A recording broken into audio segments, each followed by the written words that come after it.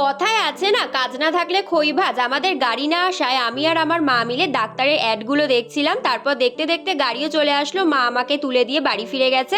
আমিও সবার সাথে হই হই করে চলে যাচ্ছিলাম, আর তার মধ্যেই কিন্তু ঝমঝমিয়ে বৃষ্টি শুরু হয়ে গেল। ও, তোমাদেরকে তো বলাই হয়নি আমি কোথায় যাচ্ছি। আমি যাচ্ছিলাম পরীক্ষা দিতে, আজ আমার পরীক্ষার শেষ দিন। এর আগে 3 দিন হয়ে গেছে, আজকে ছিল 4 নাম্বার দিন। আজকে পরীক্ষা হলেই পরীক্ষা খাতাম। আর কলেজটা কিন্তু ভীষণ সুন্দর ছিল, তার থেকেও সুন্দর ছিল আমার বসার জায়গাটা। দুর্ভাগ্যবশত সবার পিছনে আমার সিট পড়েছিল জানো। তারপর পরীক্ষা দিয়ে কলেজকে টাটা বাই বাই বলে চলে আসলাম এই সুন্দর মন্দিরটায়।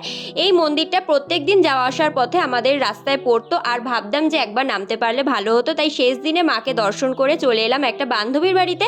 সেখানে কাকিমা কিন্তু দুপুরের খাবারে এলাহি আয়োজন করে রেখেছিল, মাছ, মাংস, দই, মিষ্টি, পটল ভাজা, মোচার তরকারি, কত কিছু। সবাই মিলে আনন্দ করে খেয়েছিলাম। আর এই ভ্লগটা কেমন লাগলো অবশ্যই জানিও। বাড়ি এসে খেয়েছিলাম একটা লাড্ডু। আজকের মতো টাটা।